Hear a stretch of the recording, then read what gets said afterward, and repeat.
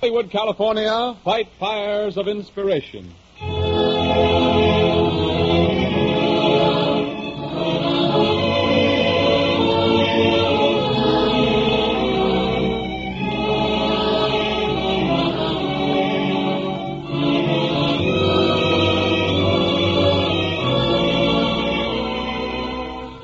Stephen Foster was America's greatest troubadour.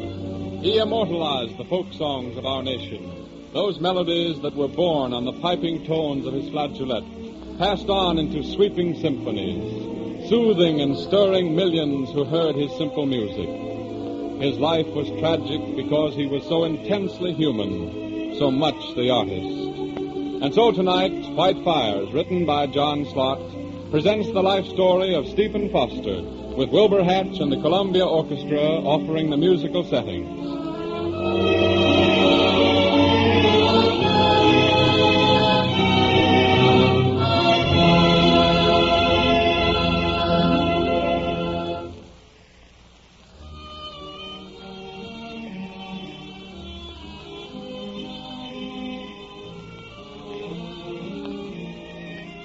Throughout the nation, throughout the world, there are monumental testimonies to his greatness. In Fargo, Georgia, there is written on a granite shaft by the Swanee River, "In memory of Stephen Foster." In Indianapolis, Foster Hall contains in its archives the music of that departed genius of folk song. But no granite or steel walls can confine the music of Stephen Foster. His was the music of the universe, melodies of joy, heartbreak, love, and despair. And he wrote so eloquently of them all because he had known them all.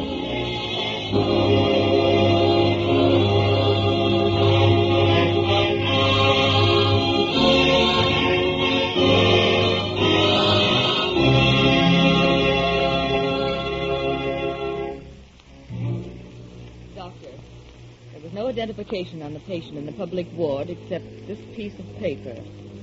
Well, what does it say? Dear friends and gentle hearts.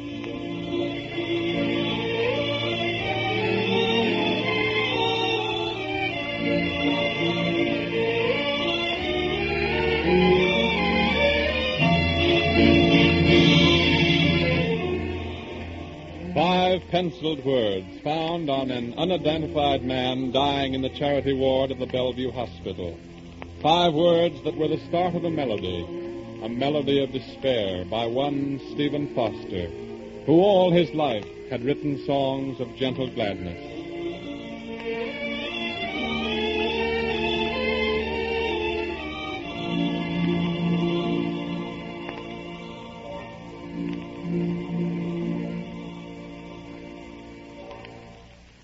But our story starts long before this.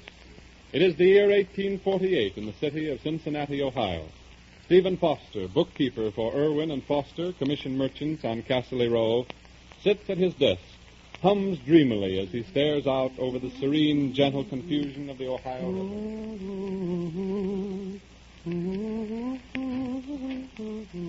Have you finished those additions yet? Oh, yes. No. Oh, I'll have them right away, though. Oh, now stop your idling. We're invited to the Castleys for dinner. I'll be through with the figures by the time you're back, Dunning. 5, 7, 12, 13, 14, 15, 16, 17, 22, 24, 25, 28, 29, la, la, la, la, la. Oh, Susanna, don't...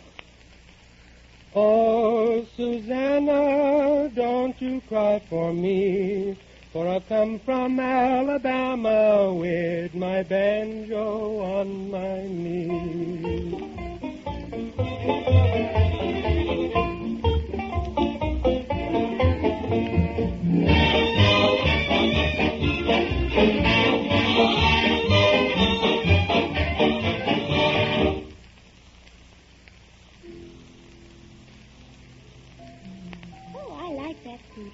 I do, too. It came to me this afternoon. What are the words? Oh, nothing in particular. I thought of it like this. It rained all night the day I left. The weather, it was dry. The sun so hot I froze to death. Susanna, don't you cry. Oh, what nonsense. Yes, that's what it is. What's the rest?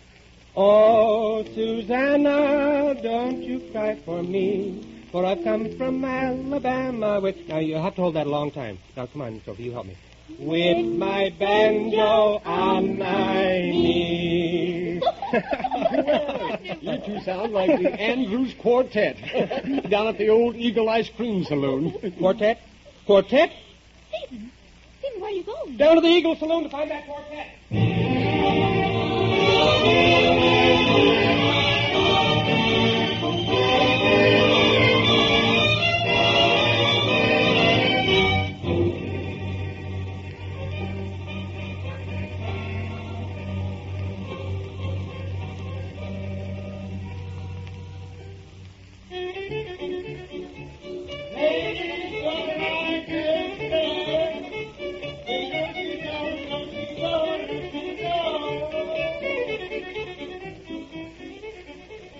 It's very cool out here on the veranda, isn't it? Oh, yes, it was a bit startling inside with the dancing and all. May I introduce myself?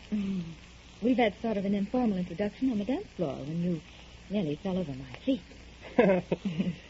Yes, I was rather clumsy, wasn't I? Oh, my name is Stephen Foster. Oh, I'm Jeanie McDowell. So I've been told. And you knew me. No, I just inquired about you. Oh. And what did they say? I don't remember. Oh, exactly. Oh, but it was all very nice. Well, I... Yes. Yes, it is. What is? It's the light in your eyes. Like the light in the skies. Light? I don't seem to see any light in the sky. Oh, I'm quite certain you do. Are you always so certain of everything? No. Are you? There's something wonderful in not knowing everything. Then life is constant with its ever-changing surprises. Now, look at those heavens. They never look the same to me or that river. Every light of day or shadow of the night finds a new ripple. A new mysterious sight unseen before. Do you go on like this always? Oh, no. No, only to those I want to impress. Oh, it's all very bewildering to me, Mr. Foster. Well, if you'll pardon me, I must go in now. I shall, on one condition. Yes? If you say, pardon me, Stephen. Good night, Stephen.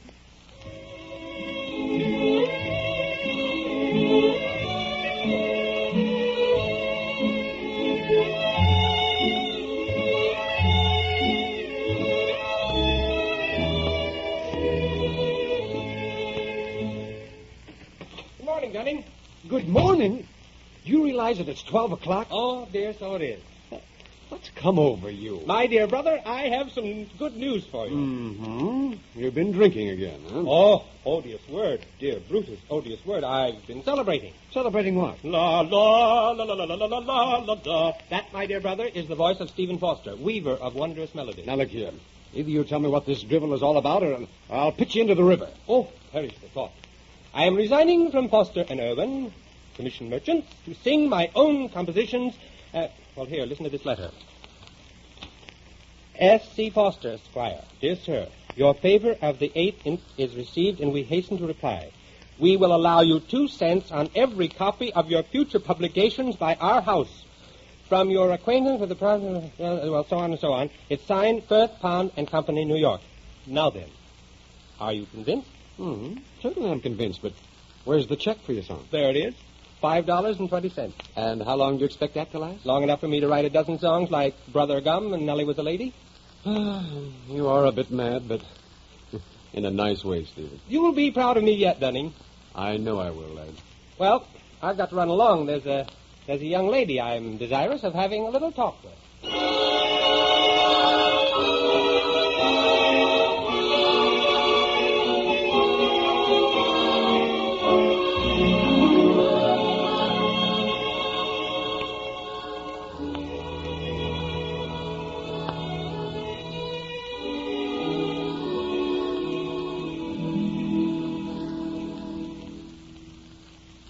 Joe? Yes? Miss Jeanie. I'm expecting Mr. Richard Cowan. Will you show him into the parlor when he comes? Oh, good heavens. Why, he's early. Oh, I'll let him in, Miss Jeanie. Hello. Why, Stephen. How are you, Jeanie? Stephen, what brings you here now? You, Jeanie. What else? Well, Oh, dear. I come on wings of a song. Before you stands a new minstrel, Stephen Foster. Stephen, what happened? I got a new job. Really, Stephen? Really? Oh, dear. Should I answer that, Miss Jeanie? Wait, Joe. Stephen, will you go into the library? Father's expecting some patients in the parlor. Why, of course. It's the door to the left. I know where it is. All right, Joe. I'll see who it is. I'll hide right here in this alcove. Yes, sir, Miss Jeanie. Yes, sir? Dr. McDowell is wanted at the Hawthorne house. Oh, he done gone there already. Thank you very much. Yes, sir. Oh, dear. I thought that was Mr. Cowan. Now, I'll let you know, Miss Jeanie. You just go in there with Master Steve. Oh, and be careful what you say when Mr. Cowan comes. Stephen. Oh. I was just reading Poe. I see his book has been well fingered. Oh, yes. I love his poetry. I do, too. I like his feeling for lovely things. And look, here he wrote, Helen, thy beauty is to me like those Nicean barks of yore, that gently o'er a perfumed sea the weary, way-worn wanderer bore to his own native shore. On desperate seas long one to roam, thy hyacinth hair, thy classic face, thy naiad airs have brought me home to the glory that was Greece and the grandeur that was Rome. Lo, in yon brilliant window niche, how statue-like I see thee stand, the agate lamp within thy hand. Ah, Psyche, from the regions which are Holy Land. You have a way, Stephen, of saying things that mean so much. Oh, dear, that's not what I'm trying to say, but... I think I understand, Jeanie. There's something I want to ask you. Pardon, Miss Jeanie, but Mr. Richard Cowan is calling. Oh, are you sure he asked for me? Yes, Miss Jeanie. He said he said... I'll go out and see him. Yes. Joe.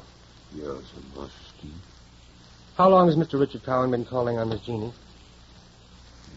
Well, sir. Well, seemed like I expect I can't remember, Master Steve. I don't like him. He puts on too many airs. When he say one thing, he sound like he mean two. I don't like him, no, sir. Well, I can't blame Miss Jeanie. He's wealthy, a fine lawyer. He has everything to give her. Yeah, sir. Everything but a heart, Master Steve. What'd you say, Joe? Nothing, Master Steve. You said something about his not having a heart. Well, what I mean, sir, was a heart like yours. What do you know about my heart? Oh, I heard you singing, Master Steve. That's all to know an old black Joe need to know. Master Steve. Yes, Joe? I've been here a long time. I knowed Miss Jeanie since she was a baby. But if you want to win her, you stand up to her and you speak strong like. You think that will do it? I hope it will, sir. Joe? Well, I was coming, Miss Jeanie. I'll show the gentleman out. Oh, I'm sorry, Stephen, but I did have an engagement with Richard Cowan. Well, Jane, what's your answer? What answer? Are you going to marry me or Richard Cowan? Why... What is it, yes or no? Well, it's Yes? yes, Steve.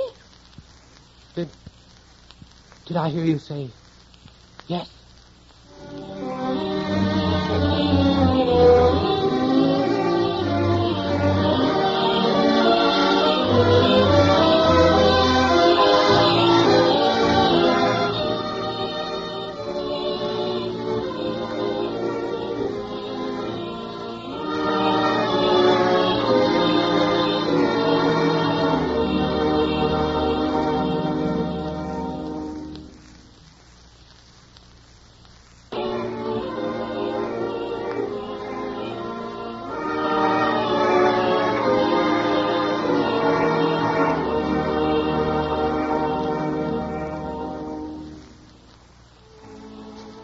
Send Stephen Foster a check for old books at home, masses into cold, cold ground, an old dog tray, and make it $2,000 on account.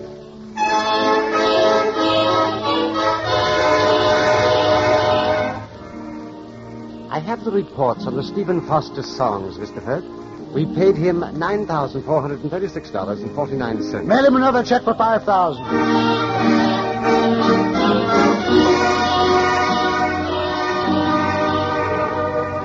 Steve, drink it up as soon as we get it. We have no money in the bank. Never mind, dear. They tell me old Black Joe will sell 100,000 copies.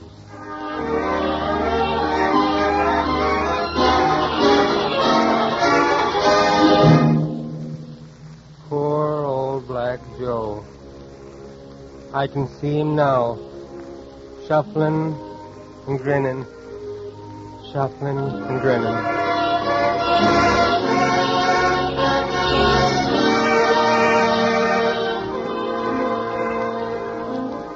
Mr. Hurt, Stephen Foster wants an advance check. What in the world does he do with all of his money? Tell him no. No, wait. Give him $100 in advance.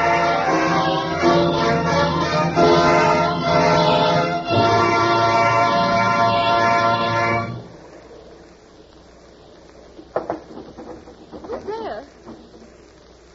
Who's there? Stevie, what were you doing at the window? I didn't want to waken you. I lost my key. Steve. Huh? You've been drinking again. Yes, Is it so hard to stop, Steve? apparently. Here, let me fix you a glass of hot tea. Don't bother, It won't Jeanie. take a minute, dear. Come into the kitchen. You poke up the fire, Steve, while I put on the kettle. No sooner said than done. There. There you are. Stephen, you haven't been looking any too well lately. Let's not talk about Stephen. He makes me feel rather ashamed. Maybe there's a reason for him being as he is. You would have done better with Richard Cowan. I saw him yesterday. Oh, no. I've grown too fond of Stephen Foster. I'd miss his madness. The years do something to us. Don't they, Jeanie? Yes. They brought us days of happiness, of luxury, and then days of sadness and want. I was thinking of that this evening, walking down the street. The words came back to me. I sigh for Jeanie, but her light form strayed far from the fond hearts round her native glade. Her smiles have vanished, and her sweet songs flown. And all the time I saw her as she appeared to me that first night at the party. You came into my soul that night, Jeanie. Now you're there so deep. You'll be there forever. I know, Stephen. It's the one place I've always wanted to be. The only thing I'm sure of. The tea is ready, Steve. Jeanie, I've decided to go to New York. To New York, Steve? Yes, I'm going to see if Firth and Pound will give me a new contract. My old one has ended. Very well, Steve. I'll pack your things early tomorrow morning. Now then, darling, drink your tea and come to bed. And please, forget all tomorrows tonight.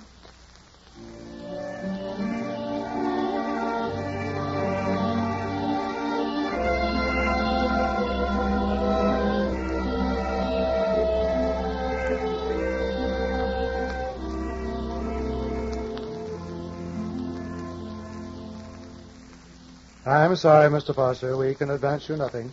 Your songs are not selling as well as they have been. Good day. Good day.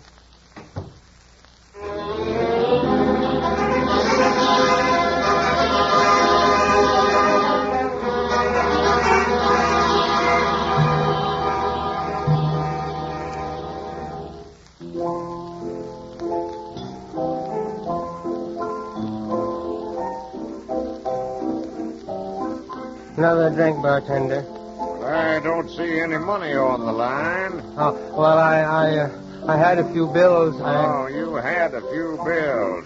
But I'm not pouring until I see it on the bar. Yeah. I'll pay for it. Just set 'em up. Well, that's different. Huh? Oh, thank you. I drink to your health, sir. And I'll drink to a great songwriter. You know me? You're Stephen Foster, aren't you? Yes, I'm Stephen Foster. Tell him, will you? Tell them all. No one believes me. Well, you don't quite look like the man you were. No, I've been sick.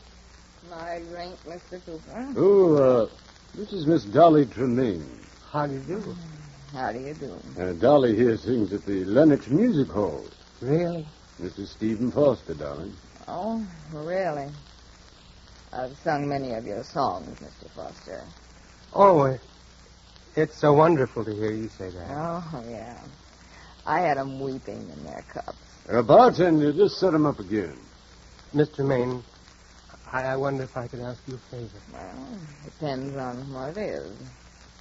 Do you know Jeanie with the light brown hair? I should say I do. Will you sing it for me? Sure. Why not? I'll have to persuade this piano player to follow me, not leave me. You see, Foster, the three of us all have something in common. Yes, of course. Music. No. Failure. Tremaine is a name she hides under. She once sang in the finest concert halls of Europe. Our story doesn't need revealing. It's rather apparent.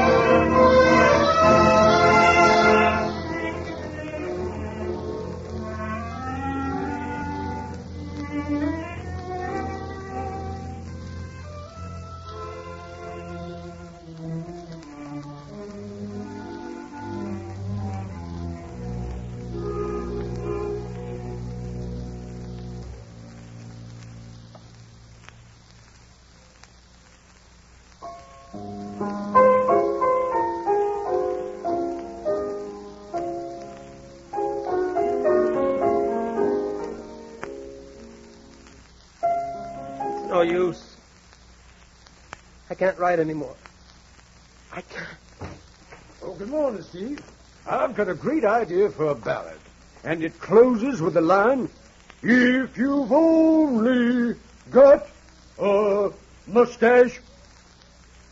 And you want me to write some music for that? Why not? That's what the publishers want. A comic or a sentimental ballad. I can't write that dribble, George. Yeah, and I suppose writing hymns is artistic. Why, they're nothing but pot boilers. And let me tell you, Steve, you're not the man you used to be. The days of my old Kentucky home, old Black Joe, old Susanna, are gone. People want love songs. Well, what's the matter with Jeanie coming o'er the green? You've got her in every song you've written for the past 4 months. That's the only way I can remember her. Well, I'll take my ideas to Tucker. He'll do something with them. Goodbye.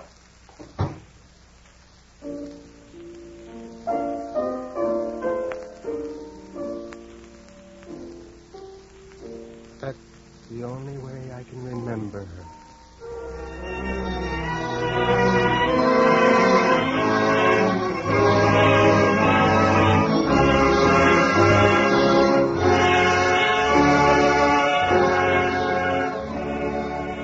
Yeah, we found him almost bleeding to death, Doctor. He was laying in back of a store on Elizabeth Street.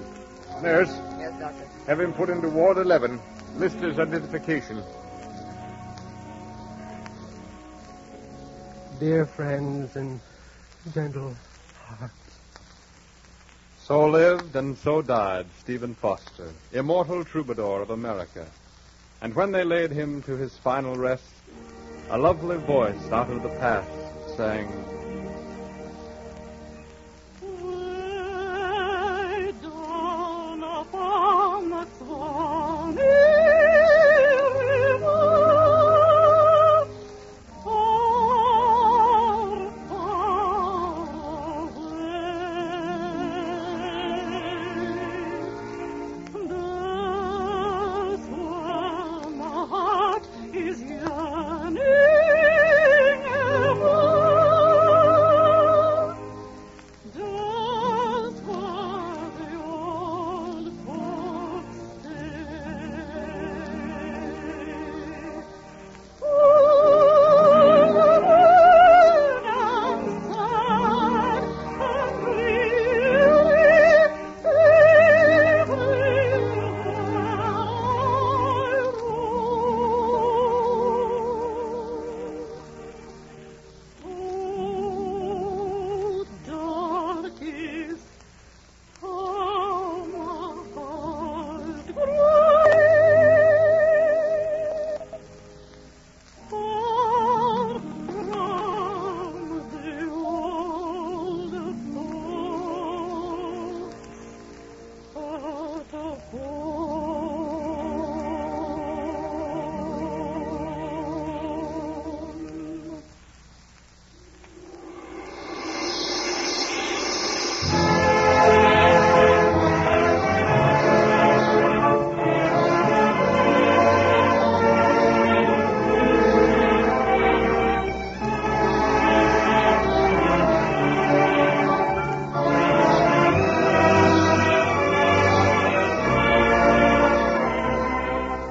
Tonight's program was written by John Slott. Musical score and direction were by Wilbur Hatch. Ted Osborne and Lyrene Tuttle were featured as Stephen Foster and Jeanie, with Fred Shields as Old Black Joe and Howard McNear as Stephen's brother, Dunning. Jeanie with the light brown hair and Old Folks at Home were sung by Hallie Foster.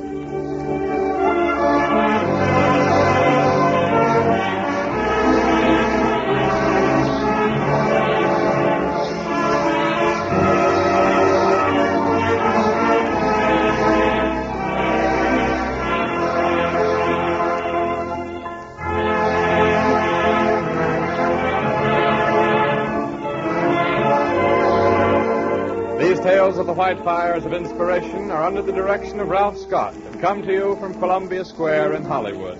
Arthur Gilmore speaking. This is the Columbia Broadcasting System.